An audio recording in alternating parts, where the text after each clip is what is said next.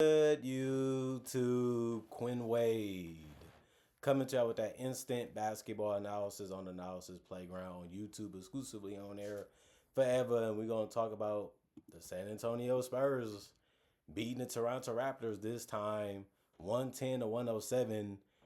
The Spurs play the Raptors 2 times each season, and they beat the Raptors twice. So they don't play again into the NBA Finals. But since they might not get there, the Spurs may not play them again into next season.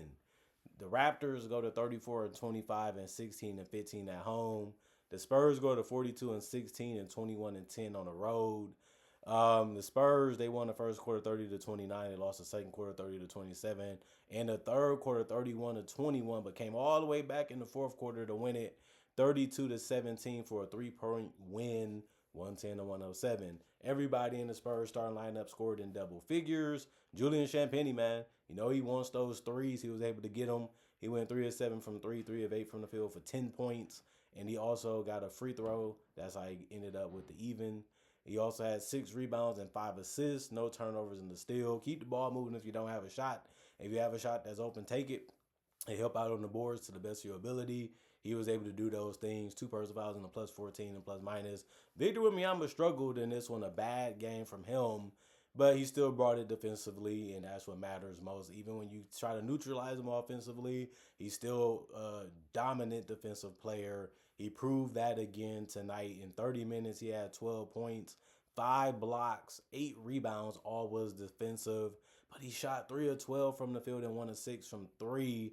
But he did go 5 of 6 from the free throw line. That's the only concerns about the Spurs winning the championship. Will Wemby dominate on both ends of the court to be able to X out the other superstars on the opposing teams? And on top of that, can they shoot well enough from the perimeter with guys like Fox and Stephon Castle and some other guys off the bench? Will they be able to shoot well enough from mid-range? Will they be able to make their threes consistently to beat the upper echelon of competition in the 7-game series? They haven't made the playoffs. They haven't made a playoff run. It's all going to be new to them, but they're going to have to figure it out this year if they want to win the championship. But other than that, they have answered all the questions throughout the season. De'Aaron Fox, 31 minutes, he had 20. He needed to, but he kept getting a little disrespected in this game with his scoring, so he was able to abuse what the Raptors was doing to him. He went 8 of 15 from the field, 2 of 5 from 3, a lot of jump shots in this one. He also went 2 of 8 from the free throw line. If he would have made his free throw, this game would have been a little bit more easier to win, in my honest opinion. 2 rebounds, 1 assist, 3 turnovers in the steal, 3 personal fouls, and a minus 11. And plus minus, Devin Vassell played 32 minutes, finished with 21 points. He went 8 of 13 from the field and 5 of 6 from 3. Good scoring from him. They needed every single 3 that he took, every single basket, because this was a wire-to-wire game, especially in that fourth quarter. And he was able to help them throughout the entire game with his offense. He also did have 5 boards, 2 assists, and 2 turnovers and 2 steals.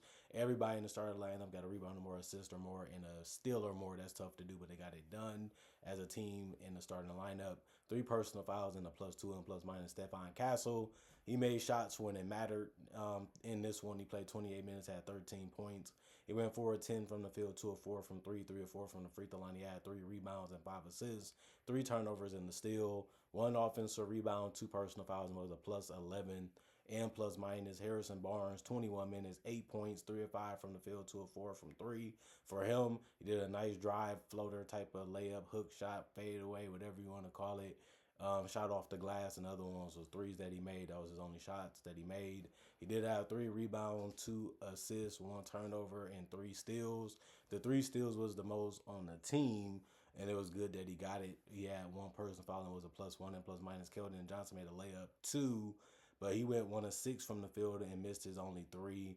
In 14 minutes, he only had 1 rebound and 3 assists, no turnovers, no personal foul, and was a minus 7 and plus minus. Carter Bryant made a wide open 3 and missed the other, so he finished with 3 points in 7 minutes. He also got a board and no turnovers and no personal foul, was a minus 6 and plus minus. And Luke Cornett, he was able to finish around the basket, but he also went 2 of 2 from the free throw line for 6 points and went 2 of 4 from the field in 21 minutes. He did have 6 boards.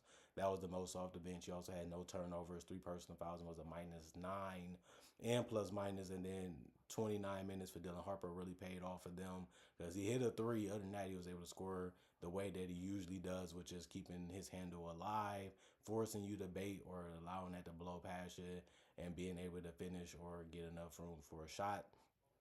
7 of 11 from the field for him, and he was 0 of 2 from the free throw line, but he was the only guy to get in double figures off the bench in any statistical category. He did have 5 rebounds and 7 assists. He is a good playmaker and decision maker, especially when you have good weapons around him and good spacing. And they did in this one turnover and 2 steals and 2 offensive boards and 4 personal fouls, and was a +1 and plus minus for them. And then you look at the Toronto Raptors. They was leading, and it seemed like they can win this one, but they ultimately ended up falling short. Brandon Ingram kept hitting fadeaways, and he kept taking some tough ones, and he finished 9 of 22 from the field and missed every three. 0 of 2 from three in this one, 2 of 2 from the free throw line. In 37 minutes, he also gave you a double double because he had 11 rebounds. He also had 4 assists, 4 turnovers, 1 offensive rebound, 2 personal fouls, and was a +1 and plus minus. RJ Barrett played 33 minutes. He kept attacking the basket, took some perimeter shots here and there, but he finished 1 of 6 from three, 4 of 14 from the field for 12 points. He also went 3 of 4 from the free throw line. He had 7 rebounds, 3 assists, 2 turnovers, 2 offensive rebounds, 1 personal fouls, and a -5 and plus minus. And Scotty Barnes played 31 minutes. He had 15 points and went 7 of 13 from the field, 1 of 4 from three. The three was wide open, but all the other ones was too, and he couldn't make them. But at least he was able to score, in that mid-range paint area, and that's where he's at his best, using that length and that athleticism and that touch. He did have 4 rebounds, 2 assists, 5 turnovers, and 3 steals and a block. He just been amazing with the help defense and the rotations and being active with his hands these last couple weeks. 1 offensive rebound, 4 personal fouls, and one is a -3 and plus minus. Their only starter not to score in double figures was Kyler Murray Boyles, who only had 4 points in 15 minutes. He went 1 of 4 from the field, 1 of 1 from three, 1 of 2 from the free throw line. Had 5 rebounds, 1 assist, 1 steal, three personal fouls, 2 offensive rebounds. Was a -18 and plus minus. He did everything but score really in this game, and I guess you didn't really need too much of it because the other starters had decent offensive games when it comes to point total, and they did have some guys come off the bench and score double figures. Emmanuel quickly, 37 minutes for him. That was the most on the team, tied with Brandon Ingram. He had 20 points. He went 6 of 12 from the field, 3 of 5 from three. He wants to get those up, but he did attack and kept the defense guessing, and that was just a problem sometimes, and he caught him slipping. Because of that, he went 5 of 7 from the free throw line, 4 rebounds, no turnovers, 2 personal fouls, and was a +4 and plus minus. Sandra made a floater type of shot, and the other shot he missed in 14 minutes. He also had 3 rebounds, no turnovers, 2 offensive boards, 1 personal foul, was a -13 and plus minus. Trace Jackson played a couple seconds. He got a rebound, and then he also did nothing else and had played a small role on this team tonight. Jamison Battle played 6 minutes, had 2 points. He had 1 turnover, no personal fouls, and was a +1 and plus minus. Jakob Pertl played 28 minutes. That was the most off the bench. He had 15 points. He went 5 of 11 from the field, 5 of 5 from the free throw line. He scored in that paint as much as he could and missed some easy ones too. But he did have 7 rebounds and 2 assists and 3 blocks and a steal. They need more of that, especially the fact that they got solid perimeter defenders. Not the greatest, not the best ever, but it would be good to have a rim protector, a rebounder, and a guy that can score in the paint too. And he can do all those things, and that's why they still have him. And I guess they're going to see if he can play and stay healthy for the rest of the season and in the playoffs. And that will be good for them if he does. 4 personal fouls and a +18 and plus minus. Jamal Shea knocked down 2 threes, and obviously he was able to get to the paint too. He finished 3 of 7 from the field, 2 of 3 from three, 4 of 4 from the free throw line, 12 points, 19 minutes, 1 rebound, 3 assists, no turnovers, 1 personal foul, and a +6 and plus minus. Jacoby Walter played 19 minutes, had 5 points, went 1 of 4 from the field, 0 of 2 from three, 3 of 3 from the free throw line. He had 7 rebounds, 2 assists, no turnovers, and a steal, 1 offensive rebound, 2 personal fouls, and was a -6 and plus minus.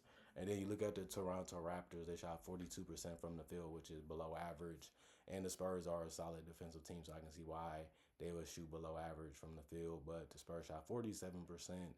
44% from three is what the Spurs shot. The Raptors shot 35%.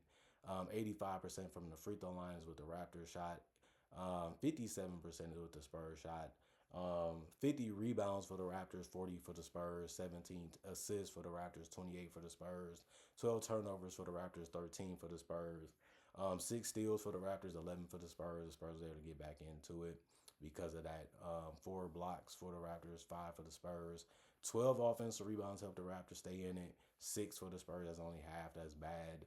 38 defensive rebounds for the Raptors, 34 for the Spurs, 20 personal fouls for both teams. But like I said, the Raptors did take 4 more free throws than the Spurs, and they did shoot a better percentage by a lot compared to the Spurs. But the Spurs did enough shooting from three and scoring, especially when it mattered most, to be able to make a little bit of a separation to be able to beat the Raptors. And Brandon Ingram had a chance to tie the game. He ended up missing that, and they was able to get the rebound and throw it across the court to be able to run out the clock for them to be able to get an official win against the Raptors. And the Raptors, they just can't do it. They just struggle beating the better teams, and it's just been a frustrating year for the fans. They get up for games. They want to prove that they're good. They want to believe in the team, but they keep continuing to fall short in execution. They continue to fall short defensively, and they continue to fall short just in execution on both ends of the court in general. And the Spurs was able to exploit them enough and find holes in their defense enough and make the tough ones here and there too when it mattered. And the Raptors wasn't able to do that enough to be able to stay in the game and win it. But the game was close. The game was back and forth, and you love those type of games. Those are the type of games that's fun to watch. But it sucks when your team ends up losing, and the Raptor fans should be mad, and the Spurs fans should say, we thought we was going to win. This should be a team we should be able to beat, and they got it done. Comment, like, subscribe, share, hit that notification bell to get the analysis when it first come out. Y'all stay blessed up. Y'all stay good. Peace. And, of course, I'll see y'all later today, hopefully with more analysis.